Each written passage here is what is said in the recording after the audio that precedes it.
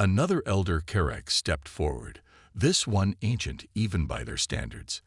"I show you proof," it said in a voice like rustling leaves. From a ceremonial pouch, the Ancient One produced a small object. It was a stone tablet, clearly very old with primitive carvings. The carvings showed bipedal figures with no scales, holding what appeared to be young Kerex.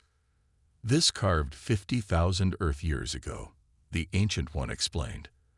"When great poison gas covered half our world, small group of hairless ones came from sky, helped ancestors move eggs to safety. 1 month after the crisis, the research base looked very different. The arrival of the diplomatic ship had transformed the small outpost into a bustling center of interspecies relations. New buildings had sprung up, and personnel in formal uniforms moved between them with purpose. Inside the main conference room, Captain Bell stood at attention as Ambassador Gregory Walsh reviewed the reports of their first contact with the Kerex. "Remarkable," the ambassador said, setting down his tablet. "In all my years of diplomatic service, I've never heard of anything like this." "It was quite the experience, sir," Bell replied. "And you say you're now considered a parent guardian to one of them?" Bell nodded. "The blue-scaled hatchling. They named him Skydancer after his unusual coloring. They've allowed him to stay here part-time for what they call cultural exchange." The ambassador smiled. "That will certainly make the treaty negotiations easier." Outside the window, they could see Dr. Martins walking with Brightscale and her mother. The young Kerex now divided her time between the human base and her people's settlement. Other Kerex younglings visited regularly, curious about the aliens who had protected them. Ambassador Walsh stood. "It's time for the formal ceremony. Are the Kerex leaders ready?" "Yes, sir." Silvertail and the Council of Elders arrived an hour ago. The ceremony took place in a newly built circular hall designed to accommodate both species. Humans sat on chairs while the Kerex reclined on specially made platforms. At the center stood a round table where the treaty would be signed. As the proceedings began, Silvertail rose to speak. The elder Kerex had learned to use the translation device with skill. "Before we make marks on your treaty paper," Silvertail announced, "Kerex wished to add important truth to official record." Ambassador Walsh nodded respectfully. "Please proceed." Silvertail's amber eyes swept the room. "Humans think they are first space travelers to meet Kerex. This not true." A murmur ran through the human delegation. "Long ago, other beings visited our world. Some good, some bad. Some looked at Kerex as test subjects, some as prey, some as equals." Silvertail paused. "But humans different." The elder Kerex touched a metallic object on the table. It projected a three-dimensional image of what appeared to be star maps. "Kerex not only ones who know humans. Many predator species across stars know of Earth beings." Silvertail pointed to different points on the map. "Here, and here, and here. Different worlds, different predators. Same story." Nickel Harris leaned forward. "What story is that?" "Story of trust," Silvertail replied. "In our oldest memory songs, passed down for many generations, we hear of a species from distant world who can be trusted with young ones when danger comes." The room fell silent as the implications sank in. "Are you saying that humans have been known to other species before we developed space travel?" Ambassador Walsh asked in disbelief. Silvertail made the Kerex equivalent of a nod. "Some visited Earth long ago. Watched, learned, told others." On the morning of the fourth day, Diane Lewis finally repaired the main power coupling. Lights flickered back to full brightness throughout the base. The environmental controls in the nursery hummed as they returned to normal function. "We did it," she said, her voice barely above a whisper as she slumped against the wall in exhaustion. Captain Bell put a hand on her shoulder. "Get some rest. You've earned it." In the nursery, the crew carefully returned the eggs to the now functioning incubators. They moved slowly, their bodies stiff and tired from days of minimal sleep and constant stress. Dr. Phillips examined each egg and hatchling, checking for signs of harm. "Remarkable," he said, looking at his readings. They all survived, every single one. All except one. In the corner, Nickel sat holding a small egg that had grown dull and stopped pulsing with the light of life. She had kept it against her skin for nearly 72 hours, but in the end, it hadn't been enough. Silvertail approached her and gently took the egg. The Carex elder held it up to the light, then made a soft clicking sound that needed no translation. It was a sound of mourning. "You tried," Silvertail said simply. "More than expected, more than possible." Nickel wiped away tears. "I'm so sorry. 1 lost, 11 saved. 3 hatchlings healthy," Silvertail counted. Without humans, all would be gone. The day passed in recovery. The humans took turns sleeping while others watched over the nursery. By evening, a sense of normalcy had begun to return. The crisis appeared to be over. At sunset, a call came from the perimeter security system. A large group was approaching from the south. Captain Bell, still bleary-eyed from too little sleep, went to investigate. "It's them," he reported over the comm system. "The Carex are returning." The adult Carex arrived at the gate, led by the female who had entrusted Brightscale to Olivia. They had returned a day earlier than expected. Word of the solar flare must have reached them in their mountain refuge. The reunion was solemn and quiet. Silvertail told the returning adults about the crisis and the loss of 1 egg. There was sadness, but no blame. Instead, the adult Carex gathered in a circle around the humans, their tails touching to form an unbroken ring. "What's happening?"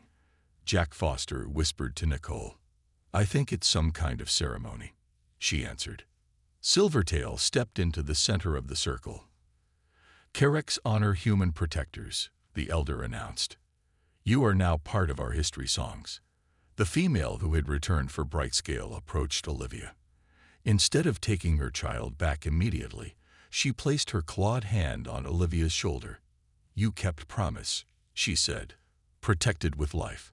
My daughter now carries your scent." She touched Olivia's face gently. "In Carex way, this makes bond. You are second mother to Brightscale." Olivia didn't know what to say. She looked down at the small Carex in her arms, realizing how attached she had grown. Captain Bell, still cradling the newly hatched blue-scaled baby, asked, "Does this mean you want us to continue caring for them?" Silvertail shook his head. "Time for young to return to their people. Learn Carex ways." The elder paused, then added, "But bond remains. Young ones will know humans who saved them. Will return to visit when older." As the Carex began the process of gathering their young, Dr. Martinez took samples from each egg and hatchling for study. What she discovered stunned her. "Captain," she called, "you need to see this." Bell joined her at the microscope. "What am I looking at?" "Cellular samples from the Carex DNA," she explained. "Their genetic structure shows signs of extreme age. These creatures have been evolving on this planet for at least 15 million years longer than humans have existed on Earth." "Are you saying they're more advanced than us?" Bell asked. "Biologically, yes. They've had much longer to evolve." She looked up from the microscope, "which makes it even more remarkable that they would trust us with their offspring." The female Carex overheard their conversation. "Not first time," she said quietly. Bell turned to her. "What do you mean?" "Not first time predator species trust humans with young," she clarified. "Stories exist. Old stories. From stars." Before Bell could ask more questions, a commotion at the gate drew their attention. A sleek silver ship had appeared in the sky above the base. It wasn't the U.S. frontier, but another human vessel. "Sir," the communications officer called. "It's a diplomatic ship from Earth. They're requesting permission to land." The sky turned an angry red as the solar flare approached Proxima b. Inside the base, alarms blared. Captain Bell handed the newborn Carex to Dr. Phillips and rushed to the control room, his mind racing. "Report," he ordered as he entered. Engineer Diane Lewis looked up from her console, her face grim. "The flare will hit in about 20 minutes. It's massive, sir. Our shields will handle the radiation, but the electromagnetic pulse could knock out our power grid. What about backup systems? They'll kick in, but they're not designed to maintain the precise conditions in the nursery for more than a few hours. Bell's jaw tightened. Options. We could try to boost the shielding around the power core, but it would mean diverting power from non-essential systems. Do it, Bell ordered. Shut down everything except life support and the nursery environmental controls. As crew members rushed to prepare for the flare, Olivia and Nickel worked to gather all the hatchlings in one room where they could better control the conditions. What about the eggs? Nickel asked, cradling two squirming younglings. We'll have to move them too, Olivia replied. Dr. Phillips says keeping them all together will make it easier to maintain temperature if the power fluctuates. Silvertail and the two elder Carex helped, carrying eggs with extreme care. They spoke little, but their tension was obvious in the way their tail spines stood rigid. Jack Foster organized a team to collect emergency supplies. Blankets, heat packs, anything that can keep those little ones warm if the temperature controls fail, he instructed. In the control room, Diane worked furiously at her console. Diverting power now, she announced.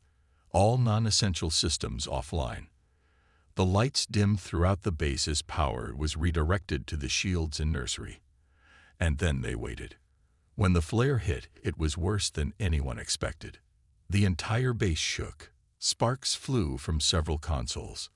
The lights went out completely for 3 terrifying seconds before emergency lighting kicked in with a dull red glow.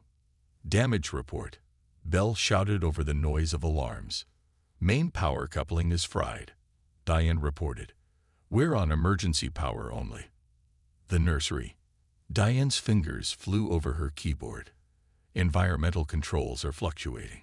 Temperature starting to drop. Bell grabbed the comm. All available personnel to the nursery. Now. In the nursery, chaos reigned. The temperature was falling rapidly. The incubators beeped warnings as their power supplies weakened. The eggs need constant heat, Nicole said, panic edging her voice. If they drop below 32 degrees for even a few minutes. Dr. Phillips was already moving. Body heat, he said. It's all we have. Understanding immediately, Olivia picked up Brightscale and tucked the small Carex inside her jacket, against her body. Like this, she told the others. 1 hatchling per person. The crew members each took a young Carex, holding them close for warmth. But the eggs were more difficult. Their specific temperature needs couldn't be met by human body heat alone. The incubators are failing, Phillips reported, watching the readings drop. Nickel made a sudden decision. She stripped off her outer jacket and shirt, down to her tank top. Put them here, she said, sitting on the floor and creating a nest with her clothing. Against my skin.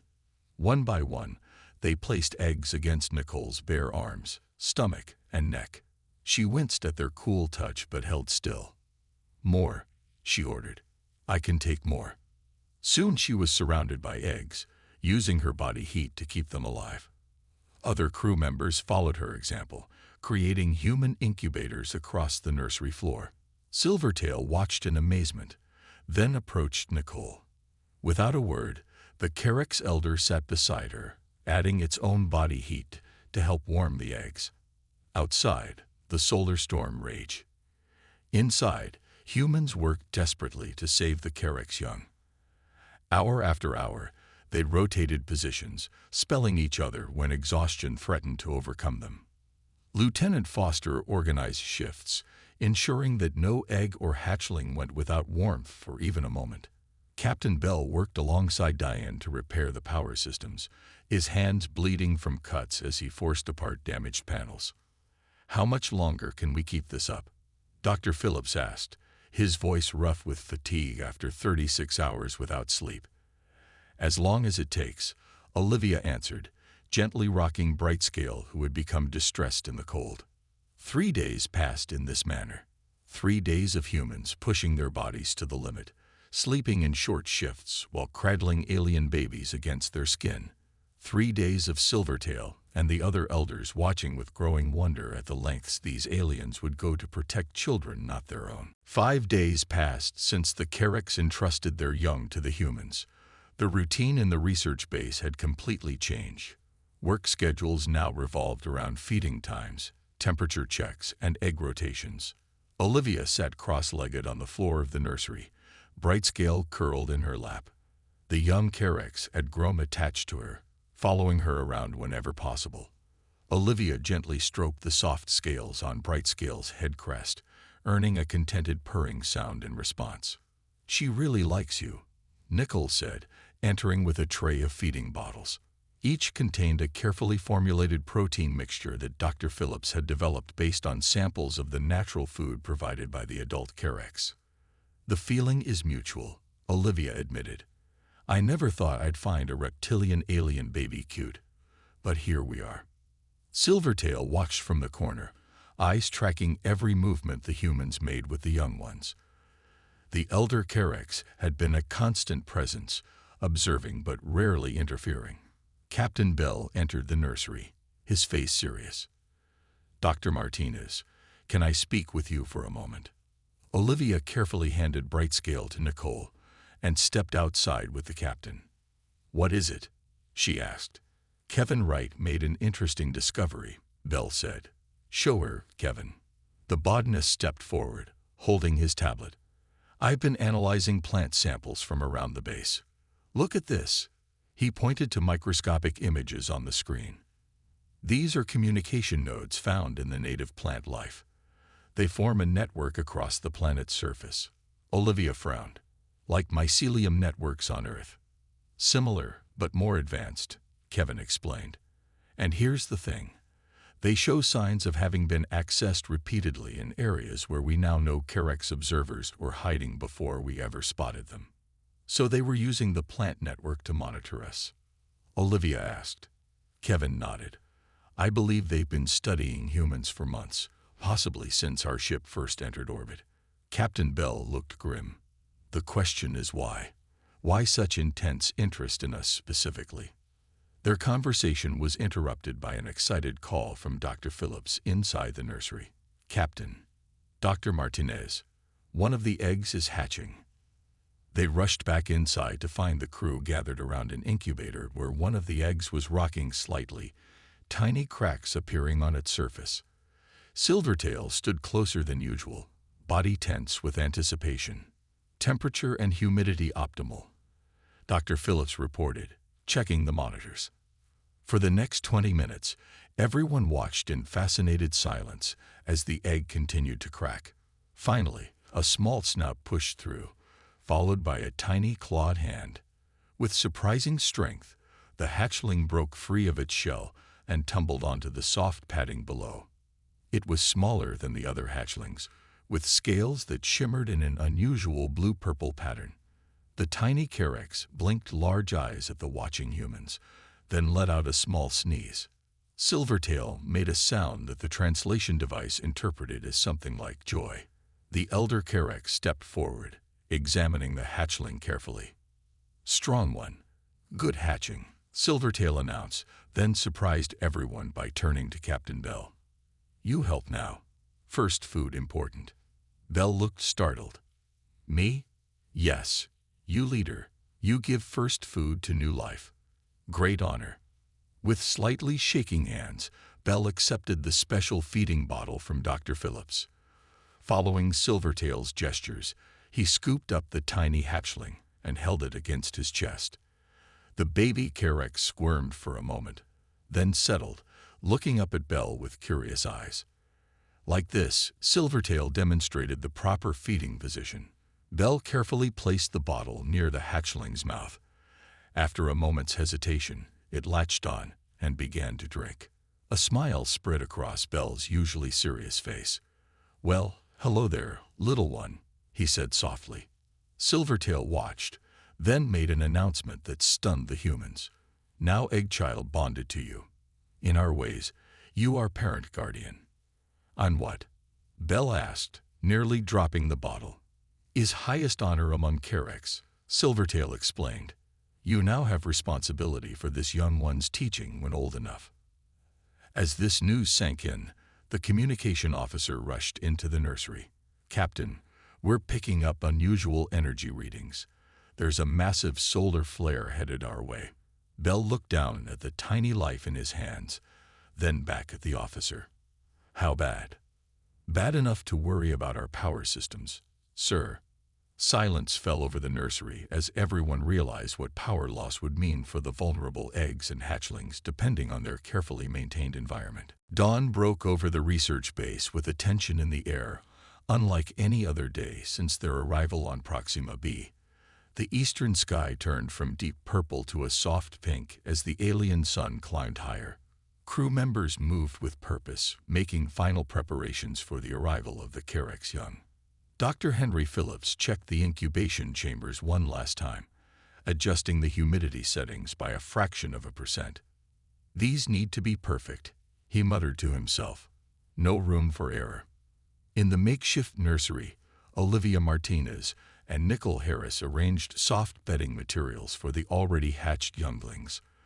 They had studied the limited data on Carex nests, trying their best to recreate the conditions. "Do you think this feels right?" Olivia asked, running her hand over the specially prepared mixture of synthetic fibers and local plant material. Nicole shrugged. "I hope so." Silvertail approved the samples we showed them. Captain Bell's voice came over the comm system. "They're approaching the north gate. All designated caretakers report to the receiving area." Outside, a procession of Carex moved slowly toward the base. At the front walked Silvertail and 2 other elders. Behind them came 6 Carex carrying what looked like ornate containers made from a hardened clay-like substance. 3 more Carex followed, each cradling a small, squirming form close to their scaled bodies. The humans gathered at the gate, trying to hide their nervousness. Captain Bell stepped forward, standing tall. "We welcome you and your young," he said formally. The translation device converted his words, and Silvertail responded with a deep bow. The gate opened, and for the first time, Carex entered the human base. The procession moved to the prepared nursery. With careful, slow movements, the Carex carrying the containers placed them on specially built platforms. One by one, they opened the lids to reveal smooth, leathery eggs about the size of footballs. Each egg pulsed with a faint glow. "Life light," Silvertail explained, seeing the humans' curious looks. "Shows strength of young inside." Next came the already hatched younglings. They were smaller versions of the adults, but with softer scales and brighter colors. Their eyes were huge in proportion to their heads, and they made soft clicking sounds as they looked around. One of the carrying adults, a female, Nicole had learned, gently placed her charge into Olivia's waiting arms. The little Carex weighed more than expected, and Olivia adjusted her hold carefully. "Support head crest," the female instructed, demonstrating the proper position. Olivia nodded, moving her hand to better support the young one's head. The baby Carex looked up at her with curious eyes, then made a trilling sound. "That good," Silvertail said. "Young one accepts you." The handover continued, with each youngling being carefully placed in human arms or in the prepared nests. Dr. Phillips received detailed instructions about the eggs, temperature requirements, rotation schedules, and signs of distress to watch for. When all the young were settled, Silvertail and the other adults stood in a circle around the nursery. They began a low humming sound, rising and falling in complex patterns. "What are they doing?" Captain Bell whispered to Nicole. "I think it's some kind of blessing or farewell ceremony," she answered quietly. The humming stopped abruptly. Silvertail approached Captain Bell. "We go now to high mountains, away from burning water. Return when safe, 12 days. The Carex leader hesitated, then added, "Trust humans with future of Carex." The weight of that statement hung in the air. Every human felt the enormity of the responsibility they had accepted. As the adult Carex prepared to leave, the female who had handed her young to Olivia approached again. She touched Olivia's arm with a clawed hand, surprisingly gentle. "My daughter," she said simply. First offspring in my life. Named Brightscale. Olivia swallowed hard. I will guard her with my life, she promised. The female Carex studied Olivia's face for a long moment, then nodded once. Without another word, she turned and left with the others. Only Silvertail and 2 elderly Carex remained. We stay. Observe. Help if needed, Silvertail explained. As the door closed behind the departing Carex, Kevin Wright, the ship's botanist, looked around at the nursery now filled with alien eggs and babies. Well, he said with a nervous laugh, I guess the interspecies daycare is officially open for business. Nobody laughed. They were too busy wondering if they were truly ready for what they had undertaken. The conference room of the research base buzzed with tension. Captain Bell sat at the head of the table, his fingers tapping a nervous rhythm. Around him, the senior crew members talked over each other, their voices rising with each passing minute. Quiet, please, Bell finally said, raising his hand. The room fell silent, one at a time. Dr. Martinez, you first. Olivia stood, her tablet displaying images of the Carex. I believe we should accept their request. This is an unprecedented opportunity for interspecies cooperation. Lieutenant Foster shook his head. It's too risky. We know almost nothing about these creatures. What if this is some kind of trap? A trap, Olivia countered.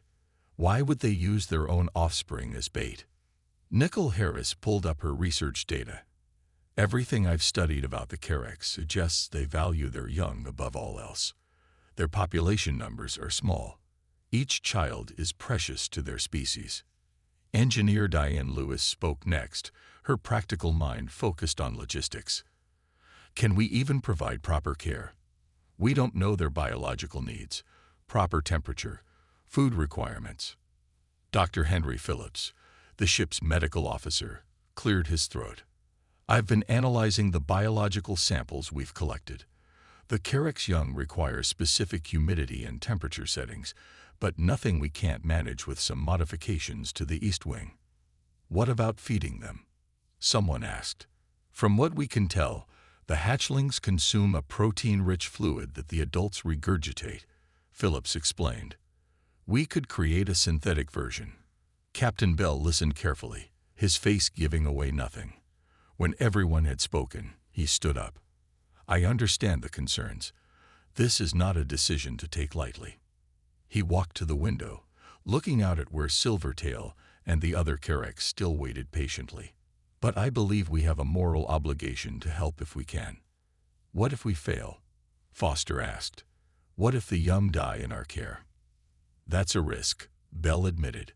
But it seems the alternative is certain death from this toxic algae. They wouldn't ask for our help if they had better options. He turned back to face the team. I've made my decision. We will accept their request, with conditions. We need their full cooperation and complete information about caring for their young. The meeting adjourned, and the crew set to work preparing for their unexpected guests. Dr. Phillips designed incubation chambers for the eggs. Engineer Lewis reworked the environmental controls in the East Wing. Nicole and Olivia spent hours with the translation device, learning everything they could about Carex offspring. As sunset painted the sky in shades of purple and orange, Captain Bell met with Silvertail again at the perimeter fence. We accept, Bell said simply. Silvertail's body language changed instantly.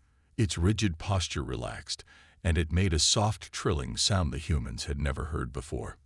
Grateful, the translation device interpreted. We'll bring young ones at next rising sun. How many? Bell asked. 12 eggs, 3 already hatched. Silvertail hesitated, then added, never before have Carex trusted other species with young ones. Why trust us? Olivia asked the question they all wondered. Silvertail looked at her with those intelligent amber eyes. We watch. For many days, see how humans care for small furry creatures. See gentleness in hands that could harm. The Carex leader made a gesture toward the base, where Rusty the border collie was playing with one of the researchers. Small teeth animal trusts you. Sleeps near you. Not afraid. This tells much about humans. Bell nodded slowly, understanding dawning. You've been studying us all this time, just as we've been studying you. Yes, Silvertail confirmed. Long before you knew. Our scouts saw your ship in sky, watched how you treated all creatures on your vessel. Decided then. As the Kerex departed to prepare for the next day's handover, the human team gathered near the fence. Did you hear that? Nickel whispered. They've been observing us since before we landed. And they judged us worthy, Olivia added, because of how we treat others. Captain Bell looked thoughtful. We have a lot to prepare before tomorrow. This will be the most important babysitting job in human history. None of them slept much that night. The weight of the Kerex's trust pressed on them all. 3 months passed since the U.S. Frontier first landed on Proxima B. The human research base now stood at the edge of the forest clearing. Solar panels gleamed in the alien sunlight, and prefabricated buildings formed a small village of science and exploration. Dr. Olivia Martinez sat on a bench outside the main lab, making notes on her tablet. She looked up as Rusty, the expedition's border collie, ran past chasing a ball thrown by one of the crew members. At the edge of the perimeter fence, 3 Kerex watched the dog with intense interest. They're back again, said Nickel Harris, joining Olivia on the bench. The xenobiologist had dark circles under her eyes from long nights studying Kerex biology. 4th time this week, Olivia replied. They seem fascinated by Rusty. Nickel nodded. Not just Rusty. I caught them watching the lab mice yesterday. And the cats. They're studying how we interact with other species. Captain Peter Bell approached, his boots crunching on the alien soil. Any progress with the translation? Dr. Martinez. Yes, actually. The language database has grown significantly. We can now understand about 60% of their communication. The 3 humans watched as one of the Kerex, larger than the others with distinctive silver markings on its tail, made a series of clicks and rumbles. Olivia's tablet translated. The small, quick animal obeys the human. No fear. They're amazed that animals trust us, Nickel said quietly. I've been piecing together their social structure. The Kerex are definitely apex predators, but they've evolved complex social bonds. Captain Bell frowned. Any signs of aggression we should worry about? Nickel shook her head. The opposite. Actually, they're cautious but curious. And there's something else. She hesitated. Go on, Bell encouraged. From what I can tell, Kerex reproduction is incredibly rare. They might breed only once every 7 years. Each female produces just 2 or 3 eggs. Their entire society seems built around protecting their young. Lieutenant Jack Foster, head of security, jogged up to the group. Captain, we've got movement at the north fence. Several Kerex approaching. The humans moved quickly to the north side of the base. A group of 5 Kerex stood there, led by the one with the silver-marked tail. The leader carried something that looked like a carved staff. They'd never approached in daylight before, Olivia said, excitement in her voice. The silver-tailed Kerex stepped forward and planted the staff in the ground. It made a series of complex sounds. Olivia's tablet translated. We request speaking with your leader group. Important matter. Captain Bell looked at his officers, then stepped forward. I am Captain Bell. We welcome peaceful talk. The translation device converted his words to Kerex sounds. The silver-tailed one blinked slowly. What they had learned was a sign of acknowledgement. I am. The name came out as untranslatable sounds. Elder of the Western Clutch.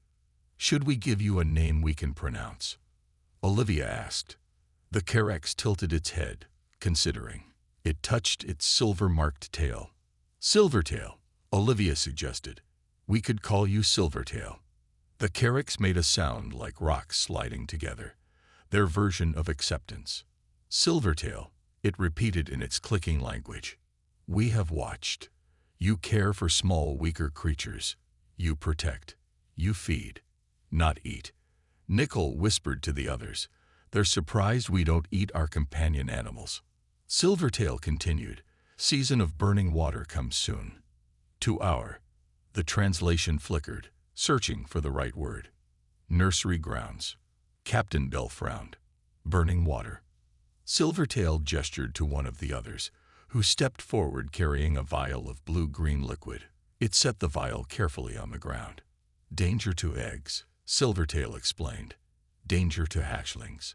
Olivia's eyes widened as she understood. They're talking about a seasonal algae bloom, something toxic that threatens their breeding grounds. Silvertail nodded vigorously, the translation device picking up more of its speech. Cannot move young ones. Not without great loss. The Carrack's leader looked directly at Captain Bell, its amber eyes unblinking. We ask. Silvertail paused, and the humans could sense the difficulty in what came next. We ask humans to keep our young ones. During danger time. A shocked silence fell over the human group. Nickel was the first to speak. They want us to babysit their children, she said in disbelief. The apex predators of this world want to entrust their rare offspring to aliens they just met. Captain Bell looked equally stunned. This calls for an emergency meeting. Now. As they walked back to the base conference room, Olivia couldn't help looking back at Silvertail. The proud predator stood watching them, its posture conveying both hope and fear. The U.S. frontier broke through the clouds of Proxima b, sunlight gleaming off its metal hull. Inside the ship, Dr. Olivia Martinez pressed her face to the viewing window. Her eyes widened at the landscape below. Vast forests of purple-tinted trees, sparkling blue lakes, and rolling hills covered in something that looked like grass, but with an orange hue. It's beautiful, she whispered. As the ship's lead biologist, she had seen many planets, but this one took her breath away. Captain Peter Bell's voice came through the speakers. Landing team, prepare for touchdown in 5 minutes. Olivia quickly gathered her equipment. This would be the first human contact with this planet's surface. Her heart raced with excitement as she joined the rest of the survey team in the landing bay. Alan Grant, the communications officer, checked his translation device one last time. This thing better work if we meet anyone, he said with a nervous laugh. The ship landed with a gentle thud in a clearing. Captain Bell addressed the team before they exited. Remember, we observe first. No aggressive moves. We're guests here. Olivia led the way down the ramp, her boots making the first human footprints on Proxima b soil. The air was breathable, but had a sweet smell, like cinnamon mixed with something unfamiliar. The survey team spread out, scanning plants and taking soil samples. 3 hours into their work, Alan froze. Dr. Martinez, he whispered, pointing toward the tree line. We're not alone. Olivia turned slowly. At first, she saw nothing. Then, a slight movement caught her eye. A creature emerged from between the trees. It stood on 2 powerful legs, its body covered in scales that shimmered between green and gold in the sunlight. It had a long, muscular tail and eyes that seemed to glow amber.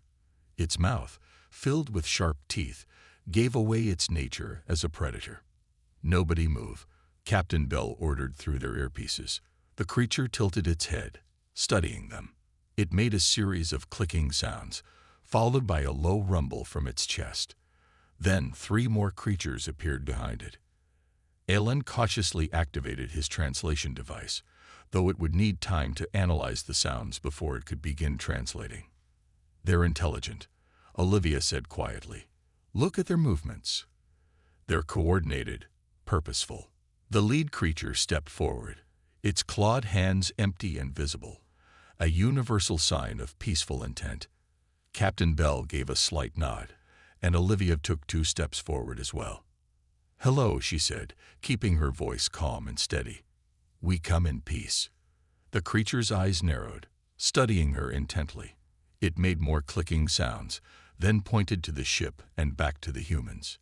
Yes, we came in that, Olivia confirmed, gesturing to the ship, from very far away. For the next hour, this basic communication continued. The translation device began picking up patterns, identifying simple concepts like you, us, here, and home. They learned that these creatures called themselves something that sounded like Herex. As the sun began to set, Captain Bell called the team back to the ship. The Kerex watched them go, making no move to follow or hinder them. Back on the ship, the crew gathered in the conference room. Images of the Kerex played on the main screen as they discussed their first contact. "They're apex predators," said Nicole Harris, the xenobiologist. "Everything about their physiology suggests they're at the top of the food chain here." "Yet they showed no aggression," Alan pointed out.